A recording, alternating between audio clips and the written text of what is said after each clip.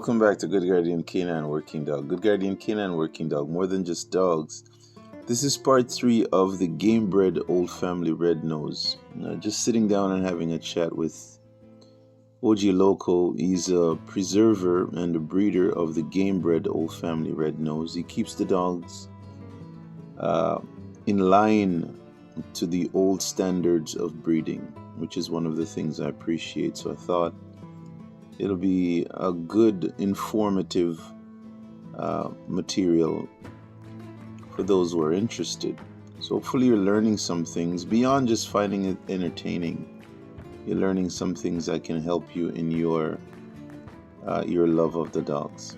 At this point, he's discussing being a part of the UKC show just for a quick amusement, and beyond that, he's discussing streamlining his own group of dogs that he prefer to establish a bloodline. It's a completed recording, so the audio issue is not something I can address or I can't fix. So hopefully you can still hear clearly. I do apologize for that. Enjoy the video. Take care of the dogs. I hope those of you can take care of yourselves, and I'll see you in the next one.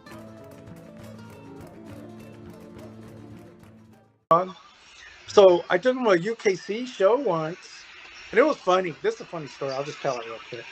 So me and my brother go, oh, there's a UKC show. We were living up in Victorville at the time in the high desert, California. Mm-hmm. There's a UKC show here in Victorville. So we go out front, we get Magnum. And see, Magnum had homemade cut ears for scissors. So somebody homemade cut them. They were pretty jacked up. It wasn't, and they were like fighting crops. Like they cut the ear off, and it was just a bad crop. Yeah, amputations. Yeah, there was almost no ear there. So we ended up pulling them out in the front yard, and I think we got a bucket of water, and we got some dish soap, and we scrubbed them down. And we know nothing about showing, and definitely UKC shows are different than AWA shows. Okay.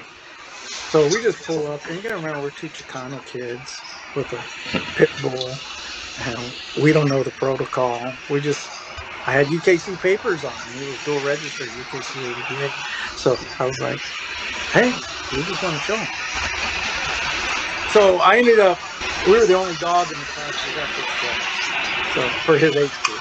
Really? Yeah. That's a good first time out. Yeah, because he was an older dog at the time.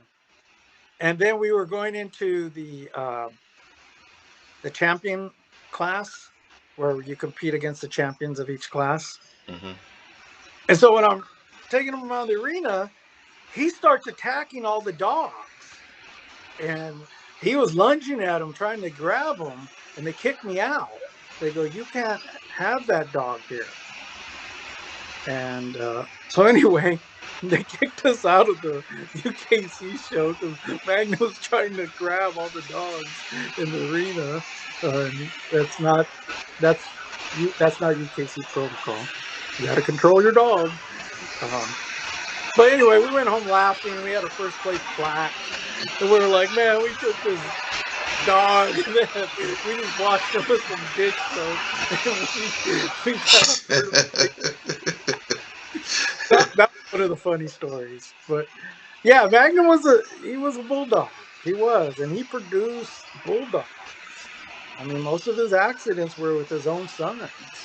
So that was a double evaluation: is are you a game dog, and are you a producer of game dogs? So it was almost like, yeah, you're a game dog, and your son's proven it. So you're a producer of game dogs. Yeah, it's a good package. It's a good package. So let me ask you. Sorry, let me ask you.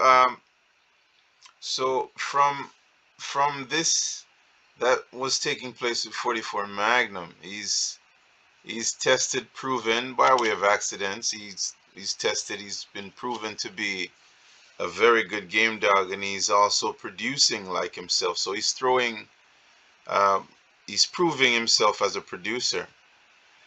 Did you have it in mind to build a line off of him, or how did that come about? When you started putting a line together uh, Uh, to get to this point where you have the OG local old family red. Was he the the ideal dog for you to build this line off of, or? he was the dog that I liked best, and by this time I'm learning how to breed a family. I started reading on breeding, and I Okay. talked to people that were breeders, and they were basically showing me, you want to start with a foundation sire, foundation dam, and do some inbreeding, and then so I started doing some inbreeding off him. So that's how it sort of started. But I'd get a good female, I'd breed 44 Magnum, keep the best daughter, breed it back to him. Uh, that type of, I wouldn't say I knew what I was doing because I was criticized a lot by people that you're Well, doing. that's trial and error. Yeah, it was Trial like, and error. you're inbreeding dogs. That's not how you breed them. But I mean, that's what I was doing. I just, Yeah. Well, uh, they didn't understand preserving genetic traits, so. I don't think I really did either at the time. I think I was just You're like, experimenting, as I yeah, said, trial and error, right? yeah. It's an experimenting session at the time. So, and you got to remember, I'm doing this in my backyard because I just liked a game dog. I liked a working game dog. I wasn't really doing it like for the public or for people. It was just, I just liked a game dog. After what I saw what a game dog was, I go, yeah, I want more of those. Okay. So the second time I saw game, this was that was really my first. Wow. So then I had that little red nose that came off of Vera Storm's yard, Storm Cheyenne. Hmm. Storms was Earl Tudor's niece, and her and her husband had two lines. They had what they called a line of dogs, which were fast lane match dogs, and they also kept a pure O family red line because Hmm. in those days it was the old time, and this is what a lot of people didn't understand was most of the fast lane people at that time, especially the old timers, they had their match dogs, but they always had that old pure old family red dog that was it's a game dog and that's part of history. Okay. And they weren't sold a lot. There was like if you had one, you had something off the old Bob Hemphill stuff. It was sort of a pride thing. Hmm. Like I got some of the original old family reds from the Hemphill blood. So I saw that a lot. I saw that a lot. That it was always they had a match dog. They matched dogs on the yard, and then they had the separate old family game old family red nosed dogs, which was a piece of history. So Hmm. so Vera Storms is sort of that way. That stuff is some of the foundation that came directly from Ireland, and Yes, yes, I remember a lot of those dogs. and And when she you had came, if you came to buy a puppy, that wouldn't be one of the first ones they were trying to sell you. That those are keepers. Those are like gems on the yard. their private stock. It was almost difficult to get it, and if you were able to get it, uh, normally you had to be in the circle. Yeah. You had to be in the circle to get access to it. But someone that, hey, I'm new, I'm a young guy who wants an old family red nosed dogs. It was highly unlikely I was going to get one. Yeah. Good luck. Yeah, it wasn't until people get to know you, you're vouched for, you know, you you have a little bit of recognition. People are able to know what your program's about. So what happens? This is where I see my second uh, Game. game miss. So I had remember I had the Neapolitans. Yeah. So a friend of mine had given me a female Neapolitan, but one of those battle scarred ones. She was a real aggressive Neapolitan that that was battle scarred pretty bad. And he had given her to me. He goes, "Look, you could have her to breed to your male." I was like, "Cool." And little Cheyenne always stayed by my side, you know. So what happened is I kept the Neapolitan in the backyard and I kept Cheyenne in the front. But I was always like working on my Harley in the garage, and Cheyenne would be just sitting there right next to me. You know, she was just a good little family dog, and she was tiny. She was not very big. Well, one day when I'm working on the Harley with Cheyenne, the Neapolitan somehow busted back to the garage door and attacked Cheyenne. I mean, this dog probably weighed 120, and it's a battle scarred Neapolitan, the old kind. And she just digs her mouth deep into Cheyenne's chest.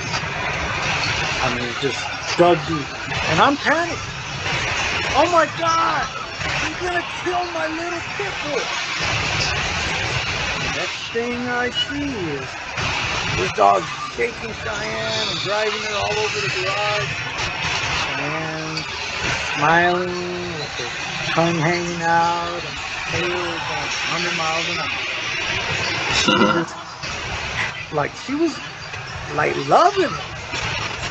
I mean, like loving having fun. I go, that's why you bred Cheyenne. And I had never seen what I think she was more representative of when they brought those dogs from Ireland. They were known as deep game dogs. I Yeah, don't. like the Henry dogs. Yeah, but the old one, the ones that they were bringing like over from Cook and Crook County, that they described them as deep game dogs, but I think they were more on the terrier side, like a real game terrier. Yeah, they're smaller. Yeah, and Hmm. uh, when you crossed them with the bulldogs, you started creating the pit bulls. Hmm. I think that's what they meant on deep game is that these dogs were just game. Yeah, They yeah, they yeah. were happy. And that was a little different gameness than I saw in 44 Magnum. This one was a happy dog, tails wagging, tongues hanging out, Love it. loving it, Yeah, they love it. Yeah.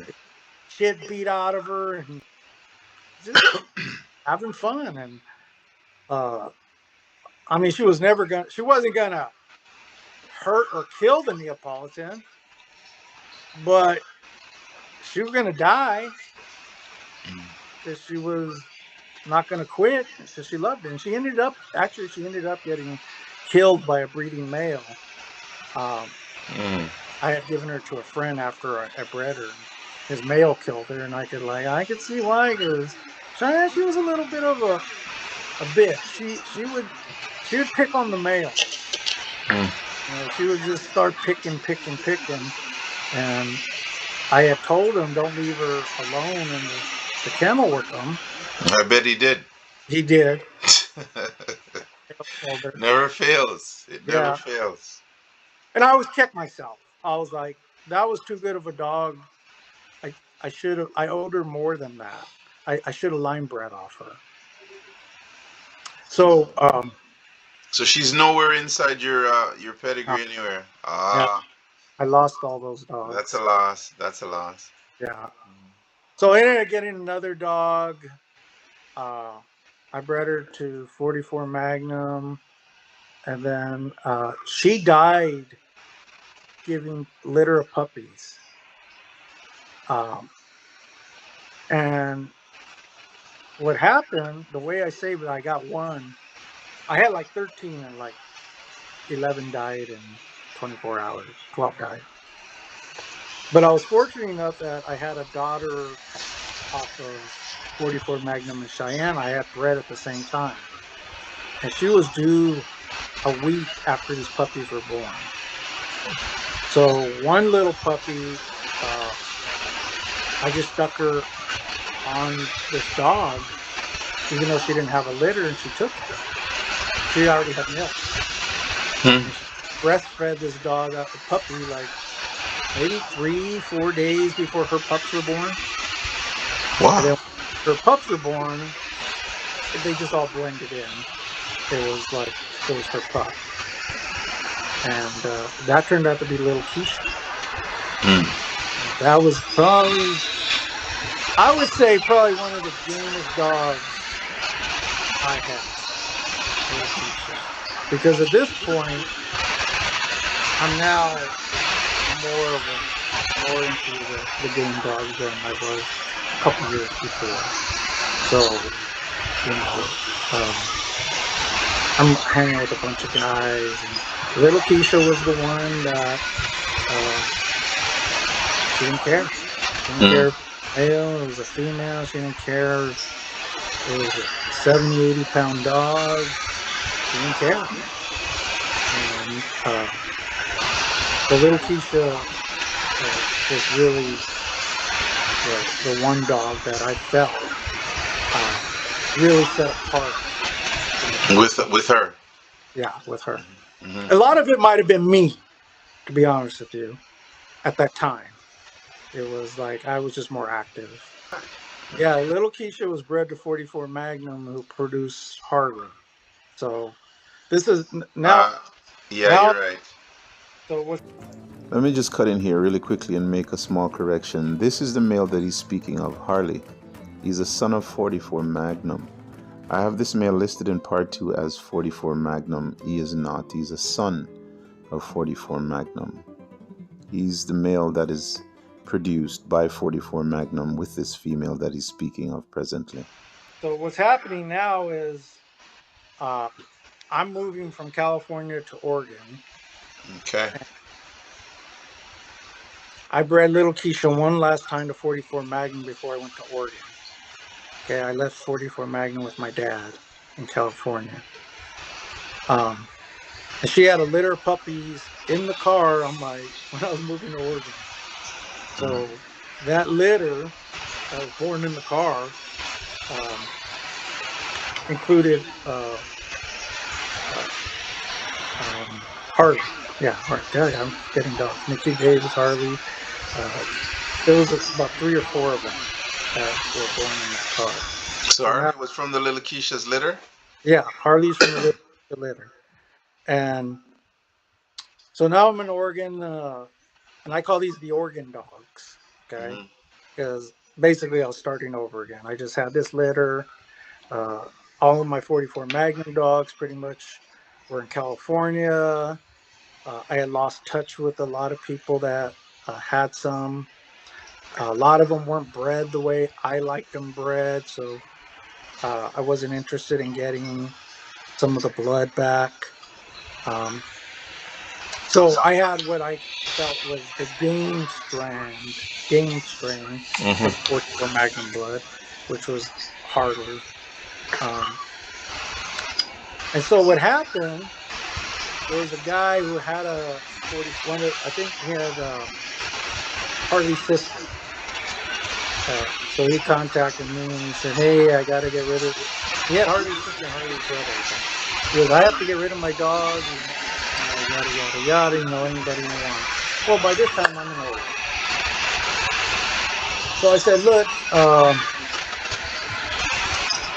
go talk to this guy who was with the OFDA and go breed to the Copperhead dog. I'll call him and set it up and just give him the dog." And I just told the guy, I said, "Look, breeder Copperhead and send me a protocol for it." Copperhead. OFDA? Yeah, OFDA. OFDA, yeah. Okay. So Nice dog. yes, no, Copperhead. very nice dog, beautiful dog. Yeah, very nice dog. So I had a Copperhead female, and I had my 44 Magnum dogs up in Oregon. Um, and this at this point, my 44 Magnum dogs are still white red nose. Okay, because I had been doing so much inbreeding on 44 Magnum, and they were like Harley was like 81%, 82% 44 Magnum. It was pretty. He was really tight. Did you come up against any skepticism over the whiteness?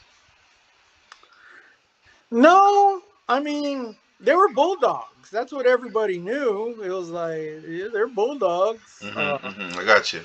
They look different, but at the side, I think at the time is I wanted something different. Yeah, I wanted to be different. I didn't want what everyone else had. I just wanted like my own stuff that was different. And even in those days, he was probably 44 Magnum, Little Keisha, Harley, all those 44 Magnum dogs. You knew them because I was only one of the few people that had pure white red nose. Mm-hmm.